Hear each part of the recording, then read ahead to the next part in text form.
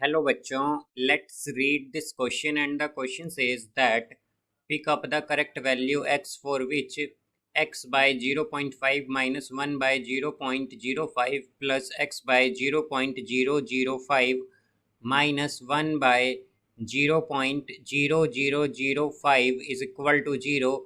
Now let's see the options. Option A, x is equal to 0, option B x is equal to 1, option C x is equal to 10 and option D none. तो आइए अब इस question को यहाँ पर हम solve कर लेते हैं। इस क्वेश्चन में कहा गया है कि हमें x की वो वैल्यू बतानी है जिसके लिए हमारे पास ये जो इक्वेशन है वो सेटिस्फाई करे या यहाँ पर ये इक्वेशन वैलिड हो। तो यहाँ पर हम की कॉन्सेप्ट यूज़ करेंगे, concept that 1 by 0.05 is equal to 1 by 0.05 into 100 by 100। तो हम क्या करेंगे, जो हमारे पास 1 बाय 0.05 है इसमें डिनोमिनेटर और न्यूमरेटर में 100 से मल्टीप्लाई और डिवाइड कर देंगे यहाँ पर।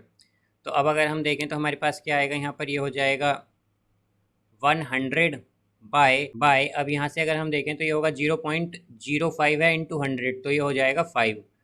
तो ये आएगा हमारे पास 20। तो यानी कि हम क्या कह सकते हैं कि हमारे पास 1 बाय 0.05 इक्वल आया है 20 के। तो यहाँ पर हम अगर देखें तो ये हमें क्या इक्वेशन गिवन है, यह है x by 0.5 then minus 1 by 0.05, फिर है हमारे पास plus x by 0.005 and then minus 1 by 0.0005 is equal to 0, ये आ जाएगा।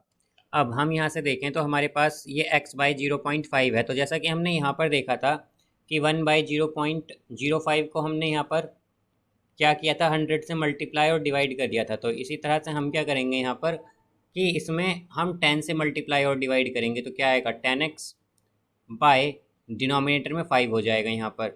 फिर माइनस 1 बाय 0.05 को हमने देखा था क्या आया था 20, तो ये 20 आएगा। देन प्लस अब यहाँ पर अगर हम देखें तो यह जीरो डिनोमिनेटर में 0.005, तो हम क्या करेंगे यहाँ पर 1000 से मल्टीप्लाई और डिवाइड कर देंगे तो ये आएगा 1000x बाय, अब यहाँ पर जब हम 1000 से डिनोमिनेटर में मल्टीप्लाई करेंगे तो ये 5 हो जाएगा हमारे पास।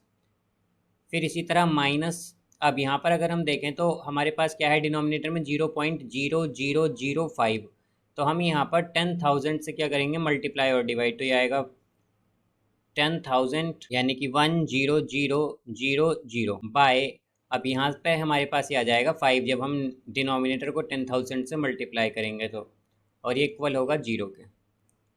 अब यहाँ पर जब हम 10 को डिवाइड करेंगे 5 से तो क्या आएगा 2x, देन माइनस 20 प्लस 1000 को डिवाइड करेंगे जब 5 से तो क्या आएगा 200x माइनस, अब यहाँ पर जब हम 10,000 को मल्टीप्लाई करेंगे 5 से तो ये आएगा हमारे पास 2000 यानी कि 2000 इज इक्वल टू 0।